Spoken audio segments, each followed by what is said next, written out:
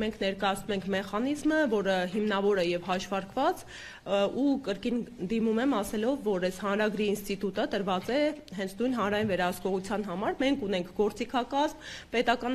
մարմինները պարտավոր են առաջնորդվել մեր երկրի բնակիչների շահով, եւ եթե կա այդ հնարավորությունը,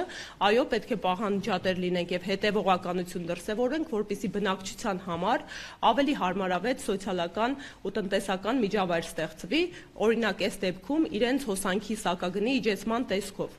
Մեխանիզմները կհրապարակվեն մեր պաշտոնական էջով, ինչպես միանալ, հա, մեր գրասենյակները մարզային կսկսեն մեկնարկը ստորագրահավաքի, շատ հեշտացված կարգ է, ուղղակի թղթի վրա տվյալներ են մուտքագրվում, այնուհետև մենք համակարգված արդեն կներկայացնենք իրավասու մարմնին։ Հիմա եթե հարցեր ունեք, խնդրեմ։ Այսօր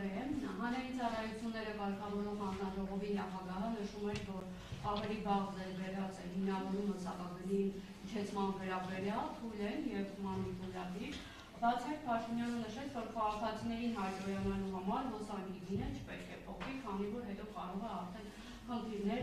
առաջանալ։ Սրա վերաբերյալ ինչ կասեք եւ արդյոք որևէ քաղաքական նպատակադրման համար արժե սակագինը իջեցնել։ Տեսեք, պատասխանեմ ամփոփիչ, նախ սկսենք վերջից նախավերջին հատվածից, օրինակ գործադիր իշխանության ղեկավարությունը, եթե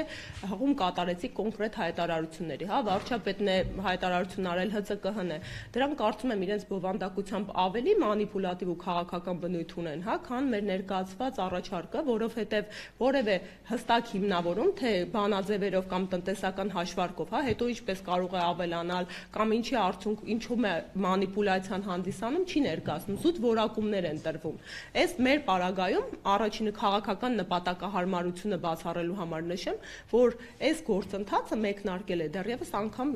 Սամվել Կարապետյանի ապօրինի ազատազրկումը։ Իսկ դուք գիտեք, որ մեր ձևով շարժման մեկնարկը հենց տրվել է հակաիրավական ու քաղաքական այդ process-ի արդյունքում, որովհետև իրավական գործընթացը ըստ էության բացակայում էր։ Այսինքն փաստը արձանագրված է, որ մինչև Սամվել Կարապետյանի ապօրինի ազատազրկումը եղել է մեր երկրում հստակ գործընթացներ, հա,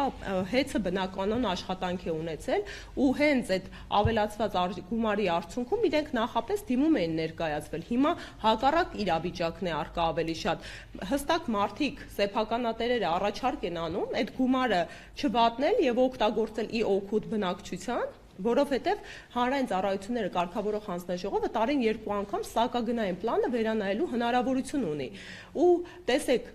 նաև հակասական հայտարարություններ են անում, ինչու ոչ նաև իրենց կողմից, հա, ժամանակավոր պաշտոնակատարը վերջերս հայտարարություն արեց, որ իրենք եւս սկսել են դիտարկել սակագնի իջեցումը, այնուհետև վարչապետը ասեց, որ դա եթե իջեցնենք, հետո խնդրահարույց կլինի, ինչու ոչ նաև օդից կախված, հա, լրահոսում տեղեկատվություններ կան, որ իրենք իրենց հերթին փորձում են Գարնանը նախընտրական շրջանում այս գործընթացը մեկնարկել, տարաբնույթ ինֆորմացիաներ կա, բայց մի բանը ակնհայտ է, որ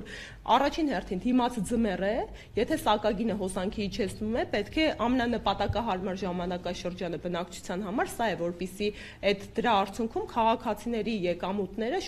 քաղաքացիների համար շոշափելի եկամուտներ ու խնայողություններ տեղի ունենան։ Մեկ, երկրորդն էլ լրիվ հակառակ պատկերն է, հա, եթե օբյեկտիվորեն դիտարկում ենք իրավիճակը, քաղաքական նպատակահարմարությունը ու քաղաքական